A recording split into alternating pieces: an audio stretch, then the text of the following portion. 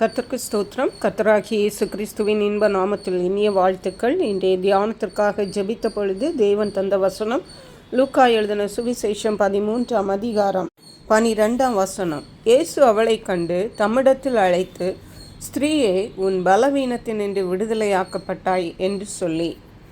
நம்முடைய கர்த்தராகிய இயேசு கிறிஸ்து நம்முடைய நோய்களை சுகமாக்க வல்லமையுள்ள தேவன்.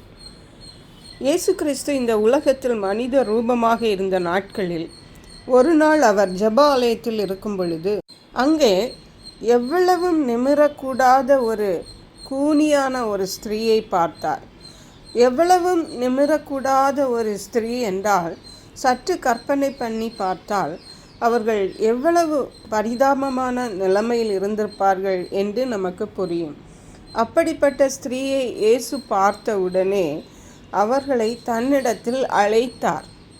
தன்னிடத்தில் அழைத்த உடனே அந்த ஸ்திரீயும் இயேசுவினிடத்தில் வந்தார்கள். வந்தவுடன் இயேசு என்ன சொன்னார்? ஸ்திரீயே, உன் பலவீனத்தினின்று விடுதலையாக்கப்பட்டாய் என்று. அதாவது 11ஆம் வசனம் சொல்லுகிறது, அப்பொழுது 18 வருஷமாய் பலவீனப்படுத்தும் ஆவியை கொண்ட ஒரு ஸ்திரீ அங்கே இருந்தாள். அவள் எவ்வளவும் நிமிரக்கூடாத கூனியாயிருந்தாள். இந்த பலகீனம், கூன் என்ற அந்த பலகீனம் அவர்களுக்கு 18 வருஷமாக இருந்தது. அது ஒரு பலவீனப்படுத்தும் ஆவியினாலே தான் இருந்தது என்று வேத வசனம் நமக்கு சொல்லுகிறது. அப்பொழுது இயேசு அவர்களை தம்மிடத்தில் அழைத்து, ஸ்திரீயே, உன் பலவீனத்தினின்று விடுதலையாக்கப்பட்டாய் என்று சொல்லி அவள் மேல் தமது கைகளை வைத்தார். உடனே அந்த ஸ்திரீ நிமிர்ந்து தேவனை மகிமைப்படுத்தினாள். இங்கே நாம் பார்க்க வேண்டிய சில காரியங்கள் என்னவென்றால், இயேசு அந்த கூனியாகிய ஸ்திரீயை பார்த்தவுடனே தம்மிடத்தில் அழைத்தார். தேவனுடைய பிள்ளைகளாகிய நாமும் கூட தேவையோடு இருப்பவர்களை அல்லது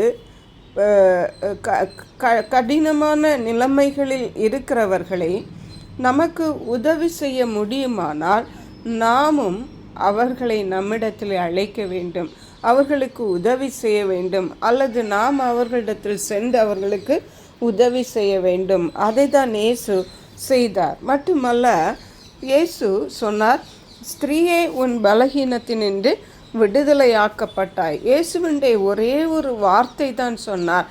அந்த வார்த்தை அந்த ஸ்திரீயை சுகமாக்கிற்று. இயேசு தன் கைகளை அந்த ஸ்திரீயின் மேல் வைத்தவுடனே அவள் எழுந்து நிமிர்ந்து தேவனை மகிமைப்படுத்தினதை ஒரே ஒரு வார்த்தை என்றால், இந்த பரிசுத்த வேதாகமத்தில் உள்ள தேவனுடைய வார்த்தைகள் வல்லமை உள்ளது. இந்த வார்த்தைகளை வாசிக்க தியானிக்க அவைகள் நம்முடைய வாழ்க்கையிலே அநேக ஆசீர்வாதங்களையும் விடுதலைகளையும் கொண்டு வரும், சரீர சுகங்களையும் தரும். ஹல்லேலூயா. மேலும் இந்த ஸ்திரீ சுகமான உடனே என்ன செய்தார்கள் பாருங்கள், தேவனை மகிமைப்படுத்தினார்கள். சுகமாகி விட்டேன் என்று தன்னுடைய சொந்த இஷ்டத்தை செய்கிறதற்கு செல்லவில்லை. மாறாக தன்னை சுகப்படுத்தின தேவனுடைய சித்தத்தை, தேவனுடைய நாமத்தை மகிமைப்படுத்தினார்கள் என்று பார்க்கிறோம். அப்படியே நாமும் தேவனிடத்திலிருந்து சுகத்தை பெற்றுக்கொள்ளும் பொழுது, ஆசீர்வாதங்களையும் விடுதலைகளையும் பெற்றுக்கொள்ளும் பொழுது கர்த்தருடைய நாமத்தை மகிமைப்படுத்துகிறவர்களாய் காணப்பட வேண்டும். ஹல்லேலூயா. லூக்கா எழுதின சுவிசேஷம் 18ஆம் அதிகாரம் 7ஆம் வசனம் சொல்லுகிறது, அந்தபடியே தேவன் தம்மை நோக்கி இரவும் பகலும் கூப்பிடுகிறவர்களாகிய தம்மால் தெரிந்து கொள்ளப்பட்டவர்களின் விஷயத்தில் நீடிய பொறுமையுள்ளவராயிருந்து அவர்களுக்கு நியாயம் செய்யாமல் இருப்பாரோ. 8ஆம் வசனம் சொல்லுகிறது, சீக்கிரத்திலே அவர்களுக்கு நியாயம் செய்வார் என்று உங்களுக்கு சொல்லுகிறேன். இங்கே தேவனால் தெரிந்து கொள்ளப்பட்டவர்கள் என்று தெரிகிறது. இரவும் பகலும் தேவனை நோக்கி கூப்பிடுகிறவர்கள் என்று தெரியும்.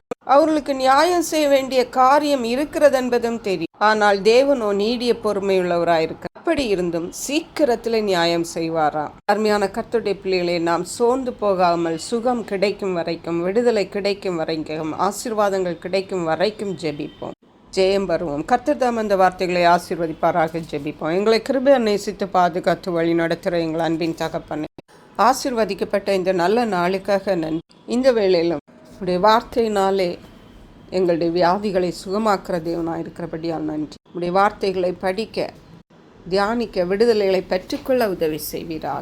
நன்றி பரிசுத்த ஆவியானவரே. இயேசு கிறிஸ்துவின் இன்ப நாமத்தில் ஜெபிக்கிறோம் எங்கள் அன்புள்ள பரமபிதாவே, ஆமென்.